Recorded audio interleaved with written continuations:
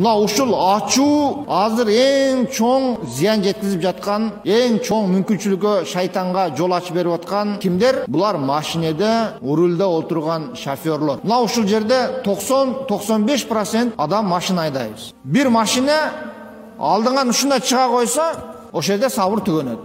Сен 1 секунд ушу газыңды таштап кичине тормоз тээп койсоң, же 1 секунд кичине токтоп койсоң, бул байкуш шарт чыгып өзүнүн жолуна түшүп алат. Урматтуу жипте отурган эр азаматтар, мен силерге айтып коеюн. Өзүңдү эр ойлосоң, бирөөнү шер ойло дейт. Өзүңдү эр ойлоп, бир тикого ат салам деп, көкүрөгүндө түгү бар бир шерге жолугуп калып, шарманда болуп жүрбөгүнүң. Ал сенин жибиңе, брабусуңа карабайт. Какиртагыңан сүйрөп, жамааттын көзүнчө ит шармаңды чыгарып коет.